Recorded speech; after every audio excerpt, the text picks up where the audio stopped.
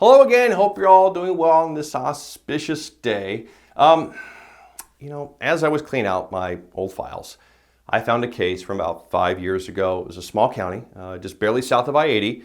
Dad made about $50,000. He worked third shift, and he hired this man, Jeffrey Leving, because, well, mom was saying no for the sake of saying no. 2 status calls, and $20,000 later, Leving withdraws and he wants, well, more fees.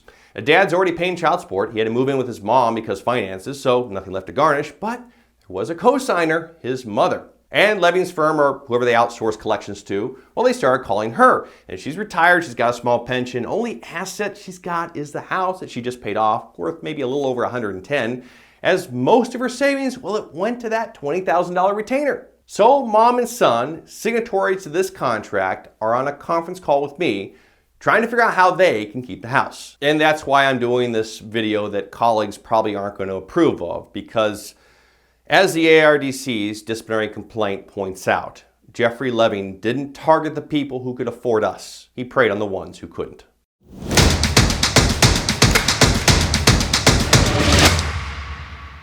Jeffrey Leving. Before the Elian Gonzalez case, he co-authored Illinois' 1985 joint custody statute, and he wrote a few books along the way. As this 1990 article reflects, Leving spent his early days battling an indifference system, earning him a reputation as a father's rights lawyer, well before Elian Gonzalez came around. But when that landmark case hit the airwaves in early 2000, it skyrocketed Leving from regional fame to sort of Hollywood-level famous. Jeffrey Leving is the attorney for Elena's husband and a father's rights advocate. He joins me. Thanks for being with us. Attorney Jeffrey Leving, thank you so much for being with us again. Jeffrey Leving. His current wife is going to try and rely on the prenuptial agreement to get as much money as she can. All the networks wanted him, and pretty soon he was commenting on Alec Baldwin's drunken voicemail or Anna Nicole Smith for some reason. We all know fame changes people, and those lifestyles can get very expensive to maintain. As Leving's star rose, well, so did online grumblings about his billing practices, which brings us to the ARDC's complaints, which I think can be summarized as follows. I've done nothing. Quite right. You did nothing. In my view, some variation of this has been going on with Leving for decades, and he got away with it because of who he targeted. Poor people. I know, nobody wants to have this conversation, but we have to, because the reality of the reality is that the ISBA writes most of the family laws. We even had the hubris to brag about it in our magazine, which we call a seat, but others might consider a throne. And let's be fair, most of our amendments, at least in the last 10 or so years, primarily help just one demographic: clients with money.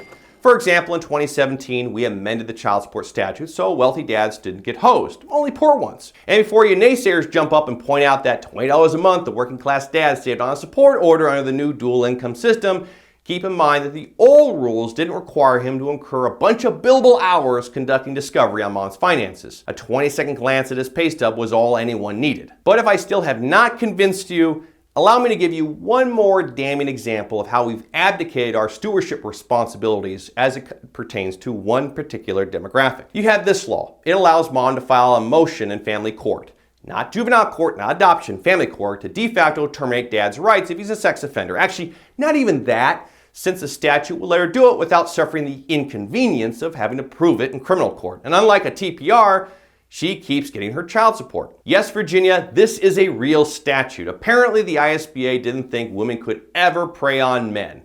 And on top of this blatant hypocrisy, unlike our adoption or juvenile statutes, dad has no right to counsel under this section. If he can't afford a lawyer, I guess he just had it coming. Is it constitutional? It doesn't even matter, because the dads who get hammered by these statutes aren't the ones who can afford to walk into our office and hire us. Even the ISBA concedes that at least a third of all civil cases are pro se, although they claim to have no idea why that might be.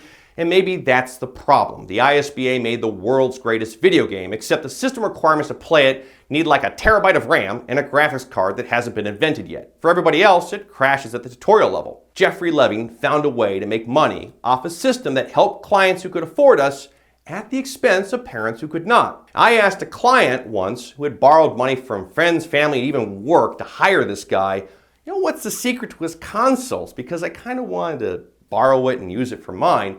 And he says to me, David, they, because Leving wasn't in on the console, just some associates, They tell you the truth. The system doesn't care about us. And Leving said it through his radio show, TV, and of course those books he hands out like free samples of perfume at Macy's. And that's why I believe it took so long for the ARDC to step in. Leving mostly stayed away from our fishing spots. But if this conversation about class inequity is making you uncomfortable, let's just get back to those complaints about the high costs and fees. I mean, anyone can write a bad review, and the ARDC charges, well, they're just allegations. Nothing's been proven yet. It could all be fake news.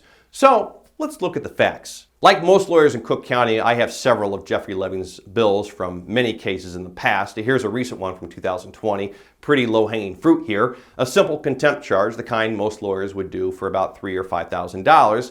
For Leving, it was over $50,000 in fees. How did he do this? Well, it's really easy. He brings 2 lawyers to every court appearance, even on Zoom status calls where all you need is a suit and a pulse to get through it, and he bills an hour minimum for court appearances, which usually ranges about $450 an hour. So a 5-minute status call equals about $900 because there's 2 lawyers, each bills an hour, whereas everyone else has 1 lawyer, log in remotely, and if they're greedy, maybe they bill 10 minutes or $75. Leving also billed for his associates to sort of talk to each other about what? I don't know, but those conversations trigger his minimum billing clause. 18 minutes is the minimum, even if the conversation between his associates about Dad's case lasts about 0.8 of a second. And of course, they bill you for fine emotion withdrawal. You can't make this one up.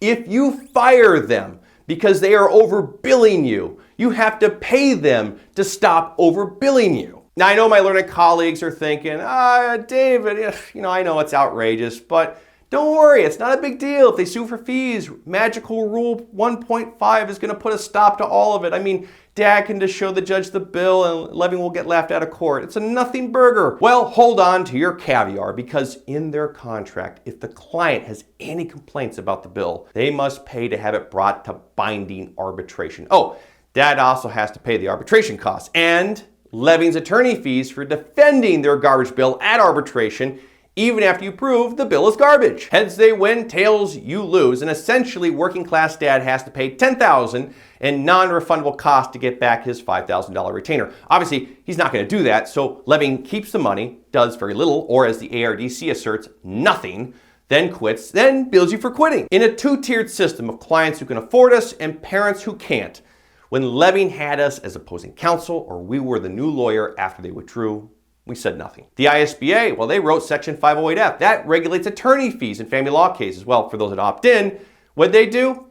And the fathers' rights organizations, you think they'd be all over this. Those guys complain about everything. Well, here's Vito Glazers, board member to the now defunct Illinois Fathers for Equality. Now, longtime viewers may remember him. The worst comment I saw is from this gentleman, Vito Glazers. As of today's date, he's still listed as an admin for Illinois Fathers, who leveled this allegation that Michael suborns perjury. Now, I know what you're all thinking. Just because Vito or Cash Jackson are standing next to him, it doesn't mean anything. It's not like they're shooting commercials for Leving. Jeffrey Leving and the attorneys at his firm, they're extremely effective lawyers who genuinely believe in the cause of helping fathers. Okay, well, it's not like they're shilling for them on their social media pages.